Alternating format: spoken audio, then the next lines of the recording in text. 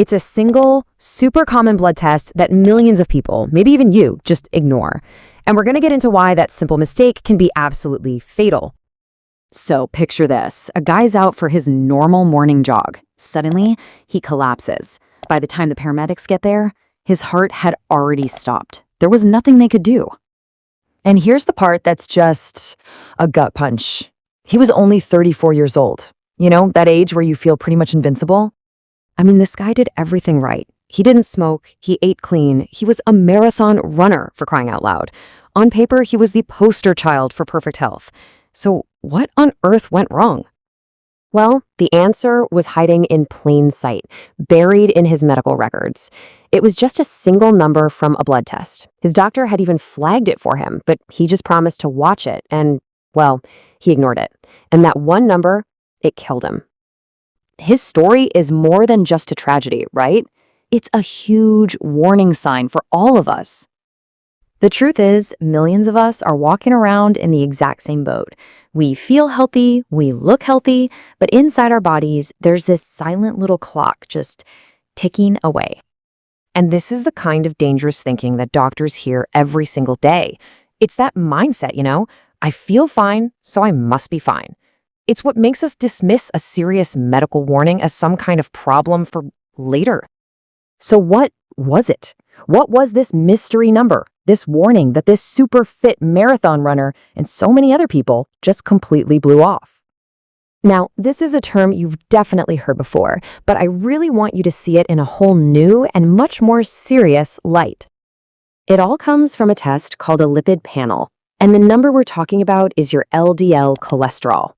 You've probably heard it called bad cholesterol, and that's a good way to think of it, really. It's the villain in this story. See, you also have HDL, the good cholesterol, which acts like the hero trying to clean up the mess.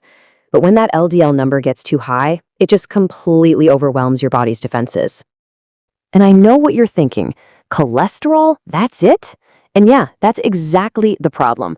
We've heard the word so many times that it's just become, background noise. We tune it out. So for a minute, let's just forget the word cholesterol. Let's use a simpler analogy, something you can really picture.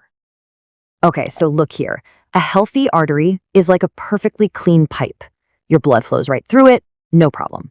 But high LDL, it acts like a sticky glue, and slowly, day after day, it starts sticking to the walls of that pipe. Over time, that glue builds up and hardens into this gunk called plaque, making the pipe narrower and narrower until one day a clot gets stuck and bam, the door slams shut. No more blood flow. And here's where it all leads. A blockage in an artery going to your heart? That's a heart attack. A blockage in an artery going to your brain? That's a stroke. It is that direct. It is that devastating. And listen, this whole process starts way, way earlier than you probably think.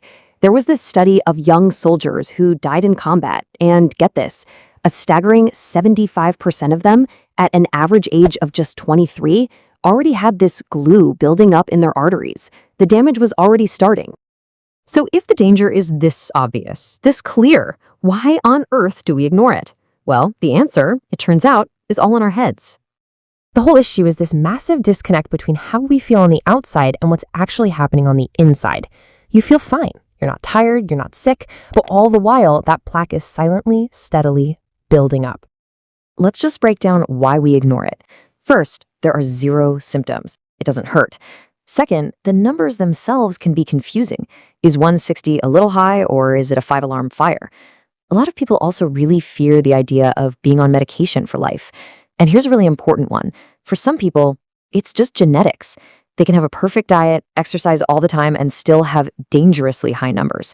And that just feels unfair, which makes it even harder to accept and deal with.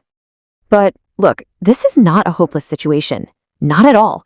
In fact, it's almost completely preventable if you just have a clear plan. So let's build one right now. First things first, you have to know your numbers. Anything under 100 is considered optimal. That's great. Once you get to 130, it's concerning. And if you're hitting 160 or higher, you are officially in the danger zone. Remember our marathon runner from the beginning of the story? His LDL was 190. He wasn't just in the danger zone, he was deep in the very high risk category. That's 60 points past the line where doctors start strongly recommending treatment. Okay, so here's your mission. The next time you see your doctor, do not leave that office without asking these 3 specific questions. 1, what is my exact LDL number? 2, based on my personal risk, what should my LDL be? And 3, what is our plan to get it there?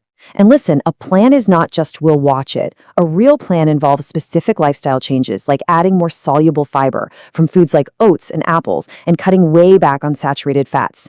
It means getting consistent exercise, which actually helps raise your good HDL cholesterol. And yeah, for some people, especially if genetics are a big factor, it might mean medication. The point is to have a proactive strategy, not just passive observation. Because here's the hard truth of it all. Your arteries, they don't care that you plan to start eating better next month. This biological process, this plaque buildup, it doesn't wait for your good intentions. It is happening right now. Knowing your number is the very first step.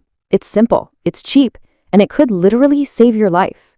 So now that you know, the only real question left is, what are you going to do about it?